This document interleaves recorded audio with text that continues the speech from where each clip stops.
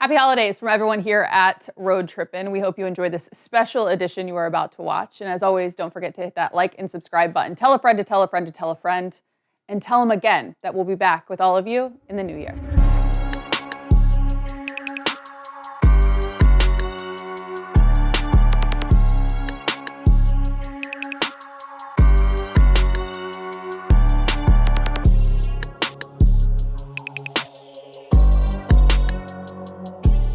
I want y'all's opinions on all of this. Richard, you have played with both of them, right? You have played with both of them, so maybe we start there. Who is the better player between Dre and Kmart? Solve it for us. Everyone's looking at you. I know everyone's looking at me. Okay, I'm going to talk. Richard, you want me to go first? Please, Channing's got it. Please, both y'all go first. I'll go first. Both y'all, please. So first of all, Kenyon's, because I watched both of them, and I respect the shit out of both of them. And both of them are right, and both of them are wrong. Kenyon Martin said, you pick on people that don't immediately fight back. This is true. Nurk, Gobert, Sabonis. But Draymond's thing is to dominate his matchup. And for you to win 4 championships, yes, Steph Curry is going to be Steph Curry, but to devalue Draymond's value on the Warriors, I can't do that personally. Because I've seen Draymond ball out. He has his niche. That's how you win. That's how he wins. The second thing is, are there 200 players better than Draymond? Power forwards. Power forwards. I wouldn't say 200, but that's not his role. You know what I'm saying? That's not his role to go score the basketball. His job is to be an antagonizer, to rebound, to be an elite defender, and to get Steph Curry and Klay open. I respect that because if he doesn't take a backseat offensively, Steph and Klay and the rest of that team, he pushes the pace, he sets the defense, he's intense, he values every game. I think Kenyon Martin was a better player. To me, Kenyon Martin was the number 1 pick coming out of college after he broke his leg. So they can both be right. They are both great players. One of them is a 4-time champion. I don't know how many defensive player of the years he has. Is you have to just say he's elite at winning. In his career, I got to look at what he's done. In his time at Golden State, he is elite at winning. And I feel like Kenyon has shown when he's healthy, early in his career, he could be a main focal point of a team and go to the finals. Okay, this message is to Kenyon and Draymond only. I'm going to talk about both of you guys to you guys. Kenyon, or first of all, Draymond. Let me talk about Kenyon first. Kenyon was, and I know you know this. This is how I'm going to talk about both of you guys. Kenyon was maybe the most elite defender, physically, communication-wise, intensity, all the things. That's who Kenyon was. Kenyon showed up. He had a chance at Rookie of the Year, but was coming off a major injury, was still the number 1 pick. That's how dominant he was in high school or in college. And when I got there and I was a defender, Kenyon was so elite defensively. The Nets were picked to finish second to last. Go ahead, I know it was 25 years ago. We were picked to finish second to last in our conference. We led the conference start to finish and went to the finals. And that was because, in my opinion, of obviously Jason Kidd was our Steph Curry. But Kenyon Martin was our Draymond Green, 1,000%. Kenyon Martin, guard 1 through 5. We could switch 1 through 4 with Jason Kidd and him. He could guard 1 through 5. He's skinny. He's a skinny boy. So the same toughness of being undersized and having to go against Alonzos and Tim Duncans and those dudes, Kenyon was very similar to you, Draymond, as an individual that would fight against people. Kenyon Martin was both of y'all have been to anger management, and rightfully so. Both of you guys have. And I've played with both of you, and you both need it, and it's also both of your guys' superpower, that intensity. That intensity is both of your guys' superpower, so I'm not surprised that 2 alphas in this space don't get along. I will not disrespect Draymond and all of his accomplishments, but I'm sure is not going to disrespect Kenyon and his ability. He was a 1-time All-Star, but think about it. He has no all-defensive team, I don't believe, but he helmed the number 1 defense from my first year and my second year, our 2 NBA Finals years. right? Our 2 NBA Finals years. He helmed the number 1 defense. He was the center. He was the 2. He was guarding every position. He was that dude. While he should have, in my opinion, it was maybe his rebounding numbers weren't high enough because you had the Ben Wallaces, you had those Dikembes. How are you not on an all-defensive team in Kenyon's defense unless you know, or if you're running those 2 top defenses, you should be on the all-defensive team. Now, let me say this about Kenyon. We went to 2 NBA Finals. We were tied 2-2 with Tim Duncan and the Spurs. Obviously, we lost to Shaq and them. We won 10 straight in the postseason back in 2002. 10 straight in the postseason, Dre. You know how hard that is. That's intensity, that's focus, that's locked in. 10 straight. Then we followed up, and we swept the Knicks the next year. So we won 14 straight games versus our conference. That was the defensive intensity that Kenyon held. Obviously, J. Kidd was the dude. He was the all-defensive guy. Kenyon should have been there. Kenyon was elite. And let me show you how elite he is. And this is how I'm going to lead into Draymond. Kenyon was so elite, we never went to the finals again without him. We never went to another conference finals. We went to multiple playoffs, we never went to another conference. Obviously, Kenyon had, I think, the knee surgery, the microfracture. So he was a good player, but never the ability to be a great player, in my opinion. I love you, Kenyon, but that's just the truth after the knee surgery. But Kenyon was that dude. Now, Draymond, part of the reason why many months ago I said, Draymond, you are the most important defender of this generation. And that's based off of my knowledge of Kenyon Martin. That's my knowledge of Kenyon Martin and what he would do, right? That's why in Golden State, if they lose you, right, it's a problem. Same way when we lost Kenyon, we never went to a conference finals. Now, to Kenyon's point, Dre, I love you to death. Kenyon, it was a little different up there, right? There's that Ron Artest, there's that Kenyon Martin gene, right? Where it's like, hey, you don't want them to see red. You don't want those Bulls to see red. I personally don't believe that if you two were on the court at the exact same time and you were being Draymond and he was being Kenyon, if this was 2004, Dre, you would have had some issues. If it was 2020, I think the dynamic is different. It's not allowed to get that way. If you were playing with Kenyon, because I watched him club Karl Malone, I watched him club Tracy McGrady, and part of the reason why I got the start, or they traded Keith Van Horn, is because every time Kenyon would get suspended, and it was a lot, I would get to start. I would become the starting small forward.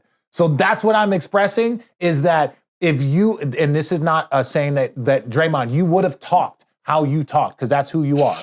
But if you would have talked like that to Kenyon in 2004, when he was on the cover of Sports Illustrated with his chest out saying badass yellow boy, and the NBA told him he had to stop showing that tattoo when he would dunk on people, y'all would have fought 100%. I saw him, y'all would have fought 100%. He did get suspended a lot. He got suspended a lot. He was on the cover of Sports Illustrated and it said flagrant flyer because he was flagrant fouling people. Who else does that sound like? Draymond, right? Y'all are very, very similar. You are both at your peak, elite defenders. So please stop arguing. Neither of you guys are going to win this argument. You guys are not going to win it. You both are some of the greatest I've ever seen. You both are a little different, all right? But just know this, Dre, I will respect Kenyon because I fought him in a locker room, right? Because we were chirping back and forth. Why would you do that? Because I'm crazy too. I'm just a different type of crazy as these two. But I'm just saying, Dre, if he would fight Tracy McGrady and he would fight Karl Malone and he would fight damn near anyone in the NBA, and I saw him do and talk to everyone that way, you and him would have fought. And that's kind of what Kenyon liked. And you would have been okay with it. But make no mistake, if you would have tried to talk to him like you've talked to other players, that would have never been allowed. I watched it for multiple years. That was not allowed. And you would have still did it and y'all would have fought. That's the only thing that I'm telling you, that's factual. And Kenyon, I'm going to express to you, Draymond is special. He's annoying because all the things you don't like about yourself, you see in him. Right? He's annoying. But he is the most important defender of this generation. Draymond is. So stop disrespecting each other. Start to support each other and squash this. Because y'all both a little different, but what y'all both accomplished is game-changing. Kenyon took a franchise with no relevance and took them to the finals based off of his defense. And once he left, they have not been to the conference finals since. That shows who he is, and it's very similar to who Draymond is. Perk, do you need to add anything? Nah, that's a mic drop. Okay. Okay. No, I'm just giving shit. I'm just giving you shit. No. I mean, look, I will say this. One, we got to identify the word enforcer, right? Because I was an enforcer. So I get what Kenyon is saying about Draymond picking his battles of who he want to go to war with or who he want to fight. When you're an enforcer, it ain't no picking no fucking battles.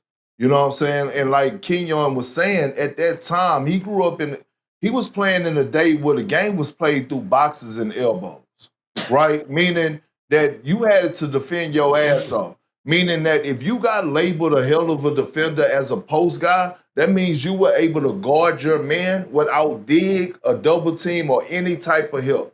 And having to go up against a Tim Duncan, a Shaq, a Rasheed Wallace, a Yao Ming, the list goes on of how the game was played through the post. And right, you look at it, Kenyon was suspended a lot. You know who else got into it with a lot of people? Me. I mean, you can pull up the footage. Paul talked about me getting into it with Shaq. You can see I'm probably the only person outside of Kevin Garnett that actually got into it with Tim Duncan. Like, I actually pissed Tim Duncan off. So when annoyed him, you can't piss off Tim. You can annoy him. Oh, he wanted to fight though. He wanted to fight.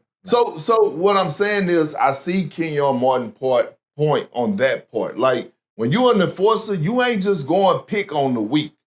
And I no disrespect to those guys out there he didn't went picked on, but he knew they wasn't going to fight back. Like, real ones going out there, and it don't matter who in front of you, right? Okay, when you talk about Draymond and what he's done, we talk about Steph changing the game of basketball, real talk. Draymond has changed the game of basketball. Right? It was about a 7-8 year window where it was small ball. Right? We're back to the point now. It's because of him. We're back to a stage now. We're back to a point now where basketball, I mean, centers and power forwards, boy, they fucking relevant again. Like, the Golden State Warriors, because Draymond Green was able to play the five, because they was playing this fast pace and go small type lineup, it also changed the game. So again, I agree with Richard, just to cut it short. Neither one of you guys are going to win this argument. Yeah, don't do that. At this point, to me, I think the argument is really silly. It's pointless. Guys. Here's why. Because as we should be educating the audience, right? I would like for Kenyon to shine the light on why Draymond Green is valuable. Yeah. Right? Why? Meaning just because his numbers don't show up in the box score, what type of value we actually bring to the table. But also, Draymond, you got to be more about respecting your elders, bro. When you talk about hang on, didn't someone bring it to his attention? No, I don't know how the whole thing started, but the underachieving part is not cool. We're not gonna do this. I know the whole story. Draymond said that. So Draymond said that Kenyon underachieved. That's what caused the 27-28 minute clapback on IG Live. Now, when what Kenyon said was the reason he was even talking about Draymond being an enforcer and he's not he's a fake tough guy, he was asked that question on the podcast. So he feel that way because Kenyon didn't pick his battles. Anybody that was standing in front of him, anybody could get it. He wanted smoke. I got to start my second year in the league because they saw that when I would come off the bench, I averaged 9 points a game. Kenyon got suspended 7-8 games. And then when I would start in his absence, I averaged 15. So they said, oh, he can be a starter. But let me just look at it. This is my thing. Draymond is a special defender. Kenyon is a special defender. Draymond, you and what you were able to do, Kenyon was one of the first to do it. He was one of the first to be undersized. And the same way that your teammates, Draymond, can be chill and just play basketball is because they know they got you on their back. I used to drive, I used to do all crazy things, and I'm like, hey, you not gonna have to fight me. You gonna have to fight him. That was my thing with Kenyon. That's why I would chirp so much and I would crack jokes. That's why Paul Pierce can't stand it. You're one of those. Yeah. You're the ones that would go into a bar and pick a fight knowing that you had someone behind you. Damn right. I hate people like you. That's fine. Listen, Nick Diaz. Chaney's like, me too. No, the Diaz brothers, no. He was like, you ever get bullied on? He's like, no, I got a big bro. I'm not getting picked on. That's me. I'm like, bro. First of all, Kenyon respected me because I fought Kenyon. So he knew if it came down to it, I'm willing to fight. I'm willing to fight. So he knows when he sees me over there chirping, I can handle myself. But if this thing ever got out of hand, I got a pit bull that is just waiting to get off the leash. Don't get drooling at the mouth. I'm not. Kenyon Martin is my brother. I'm saying I got a pit bull. Draymond is the same way. Draymond he allows Steph and Clay and he allowed for that because if anybody got out of line, here comes that pit bull. Y'all are the same player. I played with both of you. Dan Wojcicki, who has covered the Lakers over the last couple of years, just posted Damon Jones wasn't employed by the Lakers but had restricted access to the team in 2022-23 as he was on the court with LeBron James during pregame workouts. Source tell The Athletic James was unaware Jones was sharing info about his status. Holy shit. And see now, you see what happens? You see the ripple effect that I'm talking about? Now LeBron has to put out a statement or have someone put out a statement that he was unaware. Yeah. Because his name all of a sudden get ties up because it's in the documents. Yeah. Braun is out tonight, sore ankle, bet the house. Like, you see the shit? So this is why, like, the select, and it's hard because you think you know somebody, you think you trust somebody. Right. You know what I mean? And all of a sudden, this is what happens. This is what happens. But I'm blown away. I'm blown away, for real. I don't know. I don't know which direction. What? No. I was going to agree with you, Perk. I was just going to add one more part. People need to understand that Damon Jones, as much as like we are all good friends, and Damon Jones was an assistant coach on our Cavs team. Yeah. He's was a consultant for the Lakers. I played with him in Milwaukee. Like, he's an NBA guy. So to be like, oh, like he was giving information on Bron. He could have been given more information than just on Bron. But Bron's name is the one that they want to use. He gave information. Did he give any information on other players? Right. Did he give any other information on lineups? Did he do any of that stuff? Again, when I say performative, they're going to take the biggest name they can and say, he was giving information on Bron. That's Bron's guy. And it's like, no, this is an individual that has been in the league on multiple teams, on multiple coaching staffs. Like, that's who he is, right? So it's like to associate him with one person. No, he's associated with the NBA. And that's the shitty part about it. So you're blown away just by everything. I am, because we talked about this, what was this, about 3 months ago, 3-4 months ago, where we talked about, like, us getting invited to these poker games, right? Not those poker games, but just poker games. Right. Poker is played everywhere. Like, everywhere. Like, people, like, and it's not the ones that's, like, you know, corrupted, but I'm saying it's poker games everywhere. Athletes get pulled on all the time to come play poker. So, like, how do you know if you're going into a poker room that's corrupt, right? Like, 9 times out of 10, you know, a lot of them be filled with multi-millionaires, right? Like doctors, lawyers, like they get together and have fun poker games. And it's just like, with this situation, the first thing comes to mind is like, man, that poker room, in one of those poker rooms or one of those poker times, they had a undercover in there, right? You think you're in there gambling with somebody, you think you just having a regular, and then all of a sudden, this is somebody that actually was in there gambling with you and actually witnessed you walking into the room type stuff. Yeah, they had Homeland Security. Gilbert Arenas said there were 40 police officers surrounding his house at 6 a.m. at home from Homeland Security, guns drawn, all the things. Come out with your hands off. And it's like, now I know Gilbert's got a little bit of a past history, like with some things. I say that. No, but I say it's that true. to say It's true. that Gilbert's never hurt anybody. Gilbert's never done anything. This is a gambling thing, and you got 40 Homeland Security, like 40 police officers. Like it's They want like to embarrass you. They want to that's the embarrass you. goal. This that happened today could have happened 3 weeks ago. Seriously.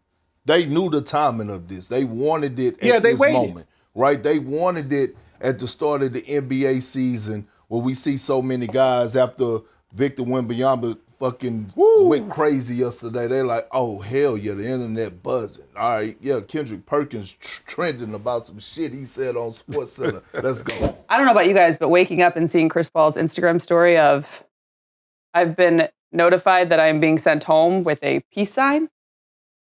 Wow. RJ? Yeah. I'm still waiting for more information to come out. So I think as more information comes out, I think that will help landscape my opinion. I think this is a bit surprising, obviously, given all the people. But I'm just looking forward for more information.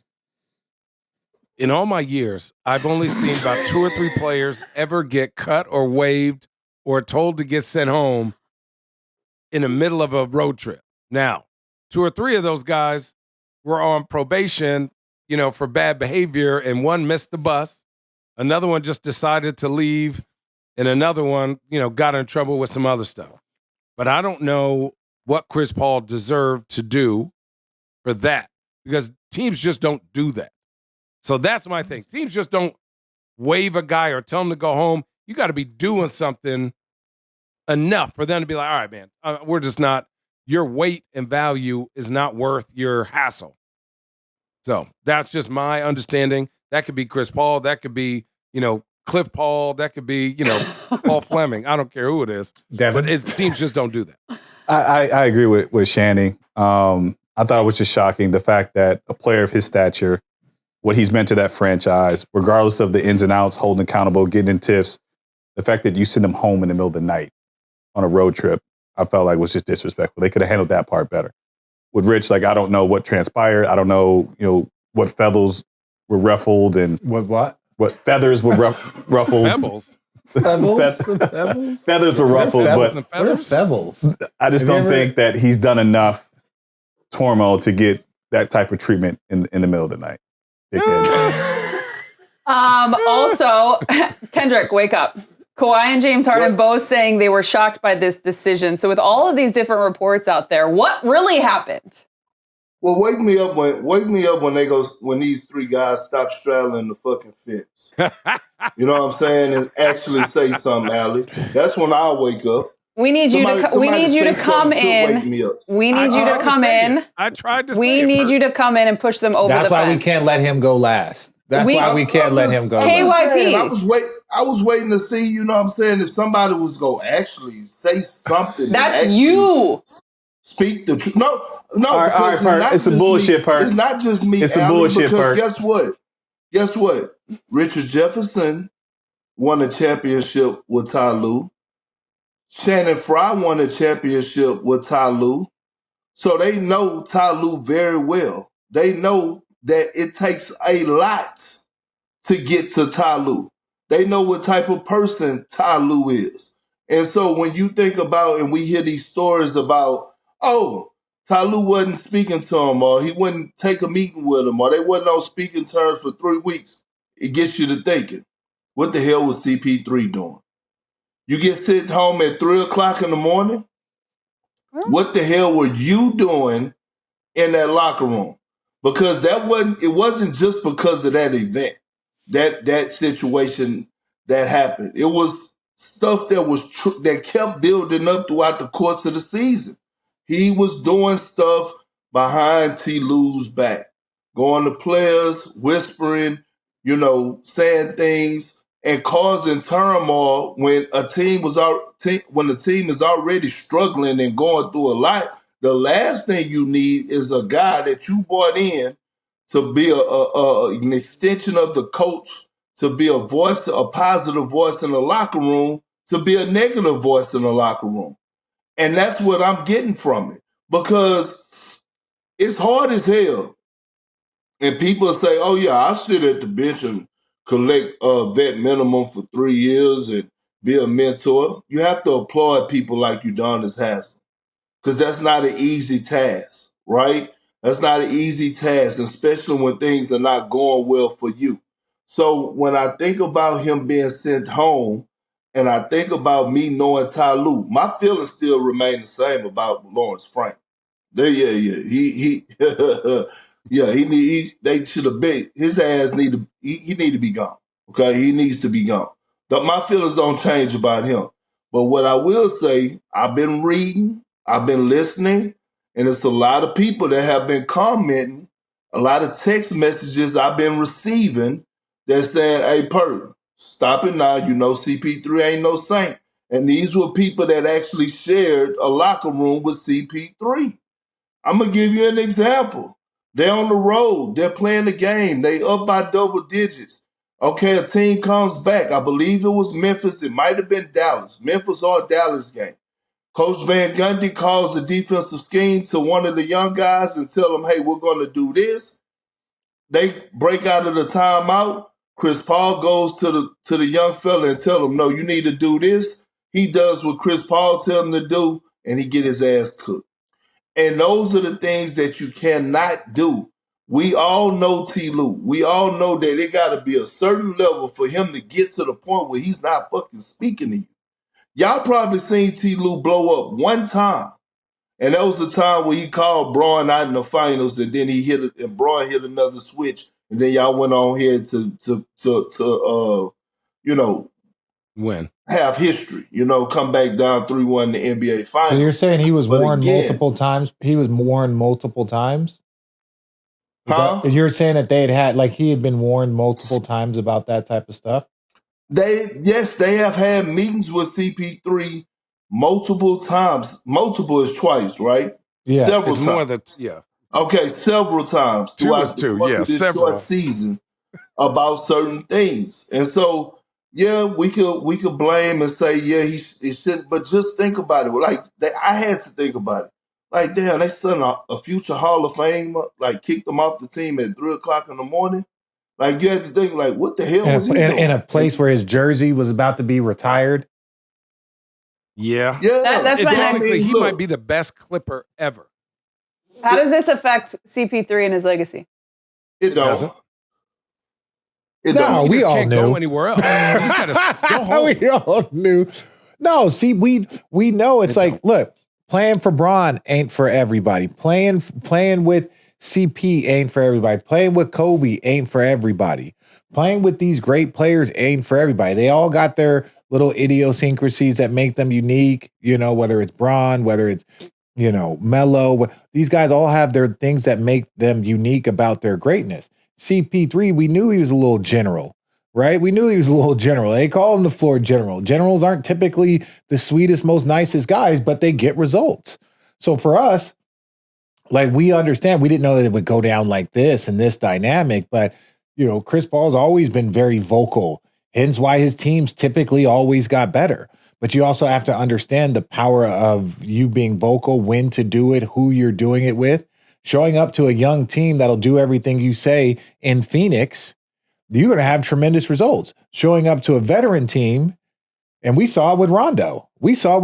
That's how Rondo got sent home from the playoffs. He got sent home from the playoffs because Rick would call in one call. Rondo would be changing the call. They would be arguing about the defensive schemes because Rick had a defense, but Rondo was a part of great defenses in Boston. And he was like, this is what we did in Boston. It's like, bro, we're not in Boston. We don't have Kevin Garnett behind you. We don't have XYZ. This is where we are. This is the team. My point is that Rondo had something similar to happen to him. And that cost Rondo a ton of money. Rondo was 2 months away from probably signing a max deal.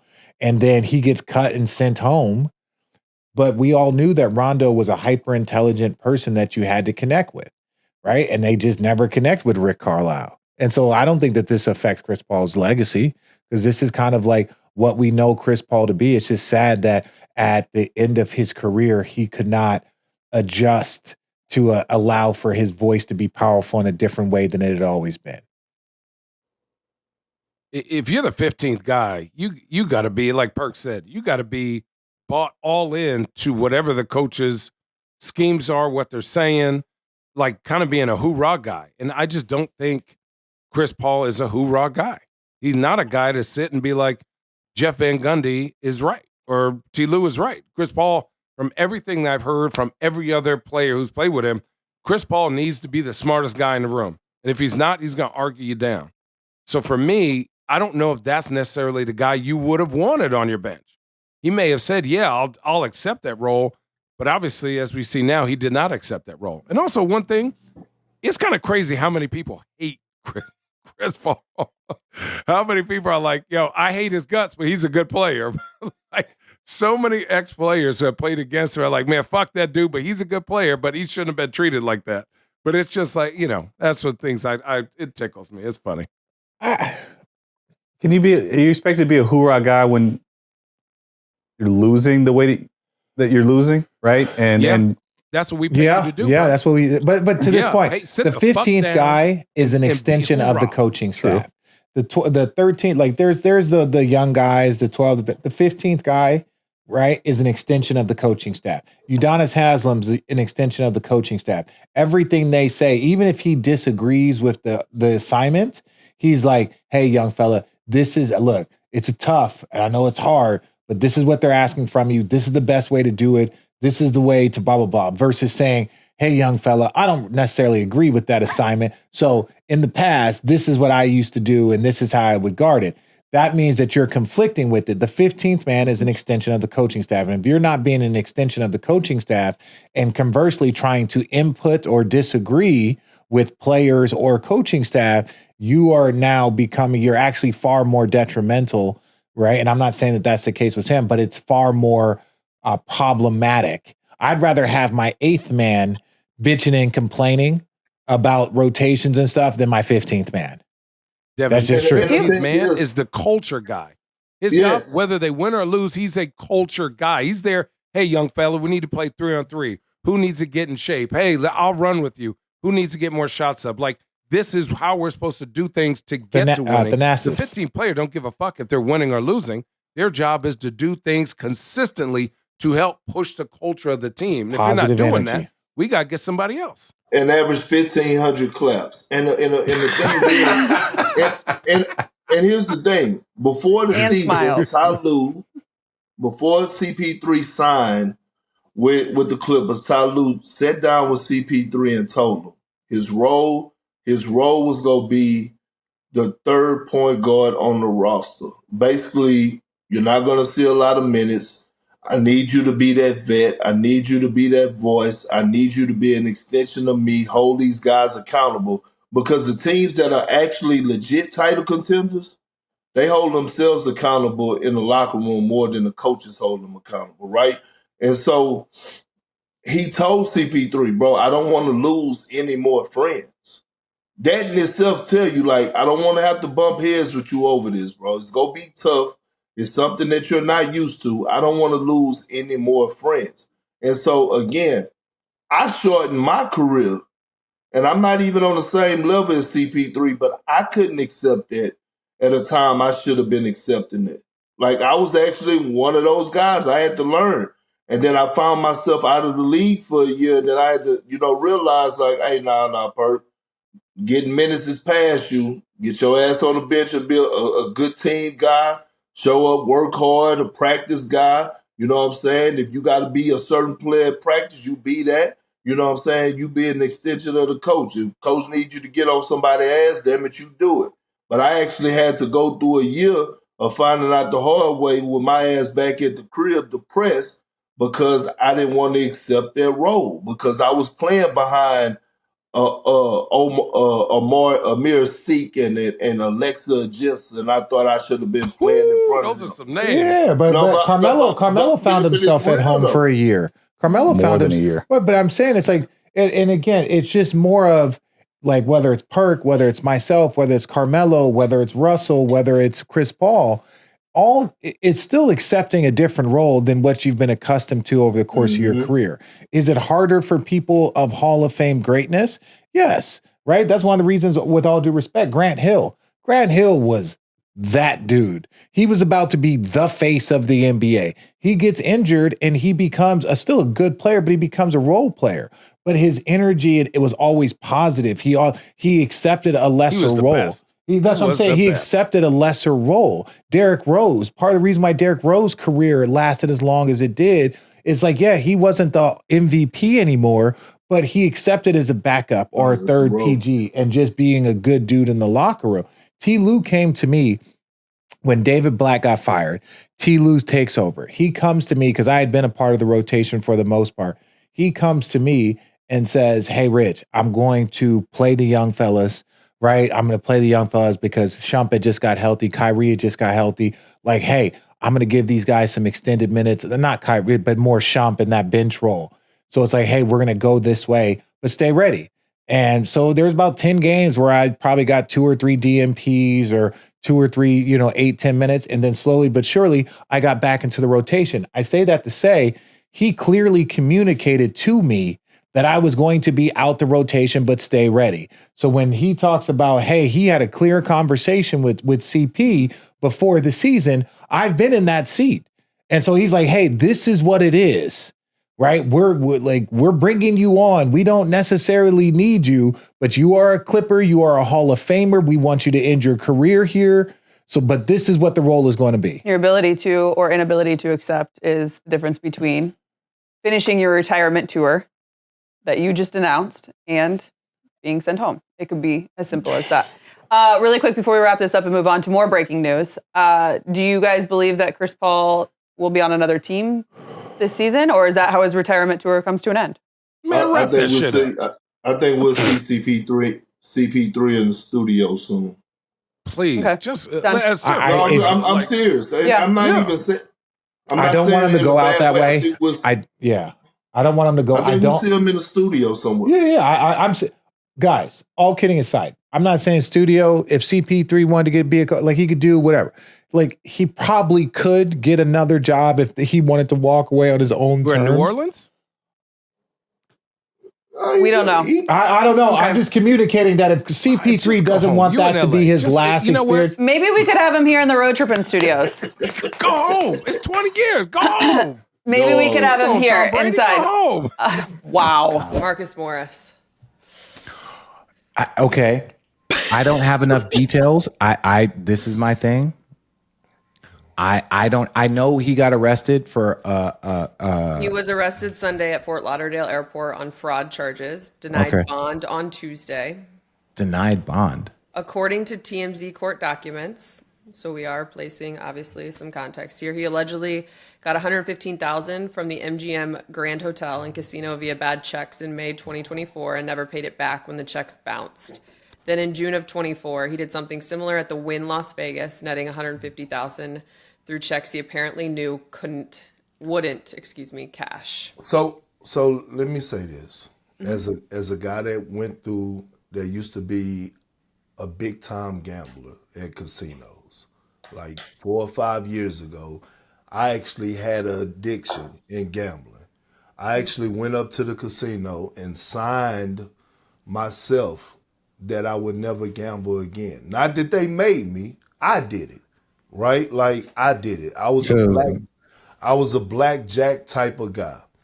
And what happens with these markers, when you take a marker out from the casino, is basically you're getting a marker and you have 30 days to pay the marker back.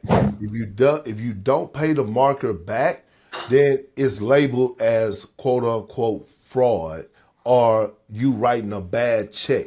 Because when you go and you take the line of credit, you know that basically what they're saying is you knew that you didn't have the funds. And they recently, over the last 10 years, that they could charge you criminally. Now, we'll say this. The casinos don't want to go that route with you unless they feel like you disrespected them. Disrespect meaning lack of communication, or you can call and say, you know what, hey, give me another 30 days and I'll pay the marker off, or give me 6 months and I'll pay the marker down until, or whatever. But if you ignore them, because get you. If you ignore them, they have a problem with you. Because I saw yesterday when he was actually in court, they released it yesterday or 2 days ago, and his lawyer, his attorney walked up, and his attorney said the wire has been sent. The judge still denied him bond.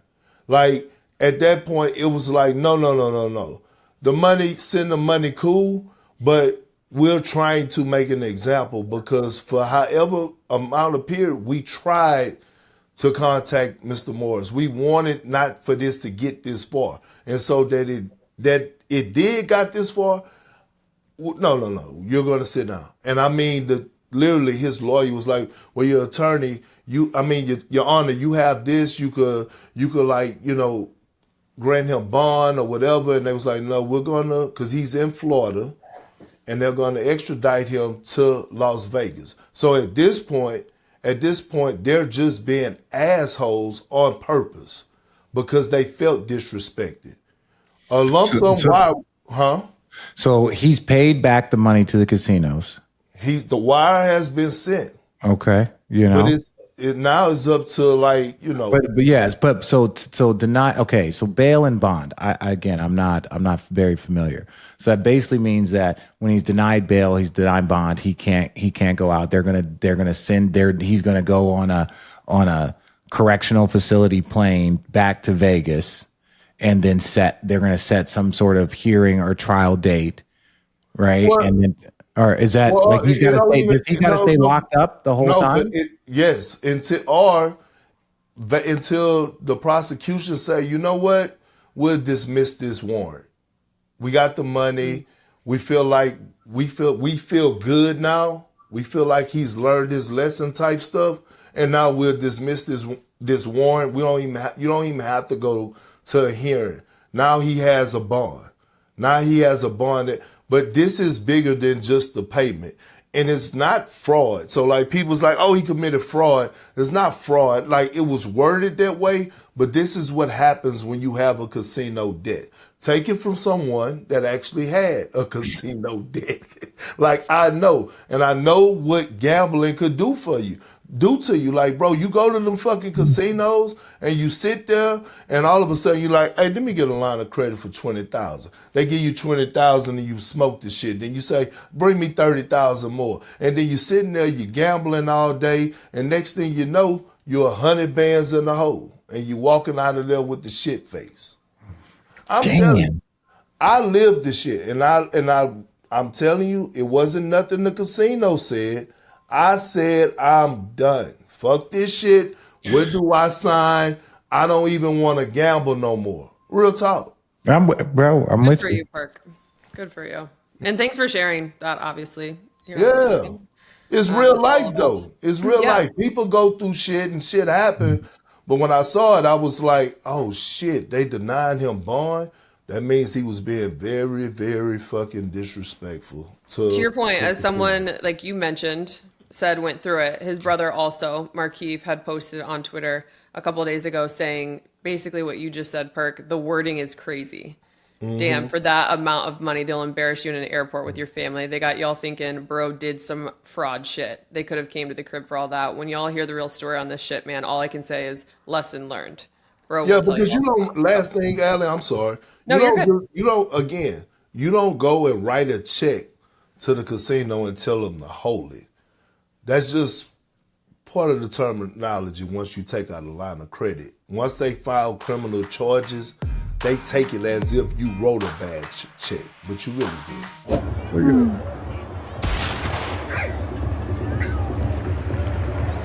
that. Hell no. Okay, so what's going on here? Giannis got caught slapping his Greece teammate this weekend at Eurobasket. People were confused if it's motivation or frustration. How do you guys see it? Yeah, I have a concussion from it. Yeah. And I haven't heard anything from Giannis, so I apologize if he's come out and said something about it. I have not seen that. Giannis but- got me fucked up. He would have had me fucked up. We would have got our feet high. Straight Literally. up. Win, lose, or draw. There's no way you go slap me in the back of the head. That ain't playing. Did you see Giannis' facial expression? You get the bite in your bottom lip and you put that much force behind it, man, you got me fucked up, bro. We got to get our feet high. I don't give a damn what the circumstances are. as a man, as anybody. You got me so bent out of shape, bro. It would have been, man, you know when I say when get your feet hot, you know what that mean. Like when people fight and you be hearing the shoes. Like when you dunk the chicken's head in the bucket and make sure he actually dies, like that kind of hot. Nah, yeah, but when when people line it up and they about to square and you hear the shoes scraping the concrete like, yeah, we go get our feet hot, brother. You cannot, ain't no fucking way. No way. I just have not seen somebody get smacked like that since he had conviction joking behind at that church. And you know, you be loud at church and your grandma just won't look, be like, Lord, pop. Like, oh, I don't know what would warrant that. Like what? Okay, so I did see a quote tweet from Euro Hoops saying, "Thank God this player is resilient. They grew up together with Giannis Antetokounmpo, attended the same high school, and they are close friends. Still, this slap after the game versus was totally unexpected." You think? And also, like if Rich, okay, hang on. This is actually perfect. I'm mad that Rich isn't here. If Rich walked up to you, Channing, and did this, what would you do? No. This is essentially your story. No, it's not. You guys grew up together. You didn't go to high school. Oh, okay. Richard. What's happening? What's happening? Hear me out. If we're in a game and we're losing, or I don't know if they lost or won, and Richard, like, if let's say he did hit me like that, and he didn't immediately go, you know what, my bad, like, and apologize, I'm going to be mad. I might have to tackle him, or I might punch him in the stomach, but it's over because he's apologizing. Giannis bit his lip, looked at him, slapped him like a dog in the wrong room, and then went back to doing what he was doing. That's the part that makes me, obviously the slap, one. But the fact that he didn't even look at him like, ooh, I kind of got you. He got him, you see this fade? He got him in the fade part. He didn't even That's a fade? Channing calling out his own fade. Dear God. That's a fade. He got him right in that little knuckle right there. Hey, and you know Giannis heavy-handed anyway. Yeah, thanks. Hang on, I actually can't let this one go by either. Rich, are you there? He's not. I'm always here, Perk. Watch your mouth, Rich, bro. when Just you tell because the story, we were all together in Vegas just a couple weeks ago breaking bread, and I know Channing and Perk saw this when Rich threw the piece of bread at Luke Wallen across the table. That's right. And what happened with Luke? Oh, he got mad. No. He got mad and threw it back, but hit me in my face. And he goes, no, Rich, my bad. Because he was on his phone and I was just messing around. So I threw the bread at him and the whole table's like, what the hell is going on? I'm like, man, we've been doing this since lunch tables at 17, right? I'm like, bro, get off your phone. He threw it back and hit me in my face. And he was like, no. Because he knows that I have a habit of escalating. Because then I would grab a water and throw it at him. And then like he would throw something and the table would break. And then we would laugh walking out, and everybody would be like, what the hell just happened? Right. So I say that to say the Giannis thing happened on the floor. They're still grown men. This happened at a table. You don't do that. You don't do that. And again, that's Giannis. I'm not Giannis. Hey, I'm not. That's your family. Hey, everyone put their head down now. Giannis, I'm not Giannis. Let me be very clear. You run your squad how you run.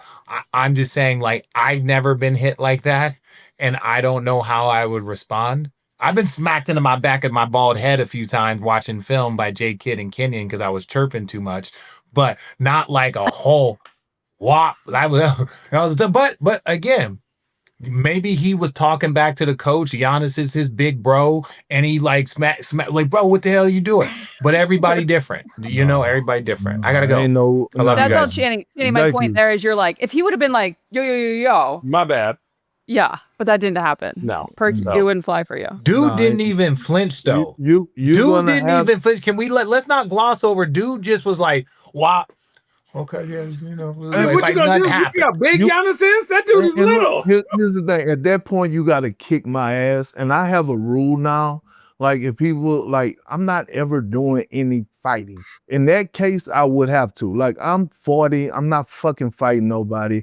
If you put your hands on me, you either going to jail or you getting sued. Okay, that's the thing. I'm not fighting nobody. I don't have time for this shit. Like, I'm 40 years old. I'm not going out there doing, like, we're not doing that. But that shit right there, me watching it, pissed me off. So, Oh yeah, it pissed everybody off. It is an American sport that we started. Dr. James Naismith, I said it since I was in college. Thank God for Dr. Naismith. All of us have these jobs and all of us have this money and it's changed our lives. Thank God for him. But the rest of the world is playing the game. And they are playing the game from how do we teach the game? How do we give people the proper skill level, right? If you think about Brazilians in soccer, you think about the French, the way they teach, like the way they teach football and why America is behind, the skill level of their youth before they even get, 8, 10, 12. That's why the greatest soccer players come from Brazil and from France and from England. It's like the way they train is far different than the way we train over here. I agree 1,000%. It's not even about the athletes. People say, well, if LeBron James played soccer. No, that's not what this is. It's the way they train. And that's why they consistently do it. It's not just that it's a popular sport. The way we train here in America, on top of, you add in the capitalism aspect of it from like the NIL and to the colleges, and you can only work out with your coaches 3 hours, or 2 hours a day, and that's the max you could. They cap this. Meanwhile, other countries have kids in academies at 15 years old practicing twice a day, every fucking day. You're in Europe. If you go play in Europe, you practice twice a day, every single day, except for game days. Twice a day. And you only play one time a week. Quick story, and then I'll give it to Shannon. One time a week, Shannon. Okay. No. Shannon. Okay. It doesn't even sound right when you say it right. So I'm gonna say it wrong. I'm gonna give it to Shannon. All right. Here's the thing, right? My middle son had a teammate. His name was Dax Mitchell. Okay. Now he was in the 4th grade. His dad worked at a refinery, and they end up having to move because the dad got a promotion. And when you're in the refinery industry, like, you go overseas for like 3 or 4 years, and when you come back, you like really, really at the top. But it's like that sacrifice part. So they moved to the Netherlands, right? And the first thing he called me and said was that, I see why overseas players are more advanced and more ready than Americans. And I said, well, what you mean? He said, while we're sitting here every single weekend chasing AAU tournaments, they practice 2 times a day for an entire week. They play 1 time a week on a Saturday, 4 10-minute quarters, and that's it. The most of the time they are training. They are training and they're training and they're training. We, on the other hand, we think, oh, AAU basketball. 5 AAU. games on a Saturday and 6 games on a Sunday. And so just to piggyback and like on Richard's point, he's absolutely correct. Like, I heard this and he was like, my guy whose name is like Dale, his dad, he was like, oh, I'm never moving back to the United States until my son is ready to go because I'm getting the best form. So just real quick, Shan, real quick. I'm going to add one more thing to Perk, then you go. Why do you think so many NBA players' sons are making it, right? And I think that you're seeing more and more because NBA players, well, and again, this has been a long thing, but NBA players are looking at the way basketball is being taught and they're like, fuck that. Yep. We're not. No. How many players do you see whose parents played the game? You look at like a Derek Lively and his mom played basketball, and it's not even like division. It doesn't even have to be like professional.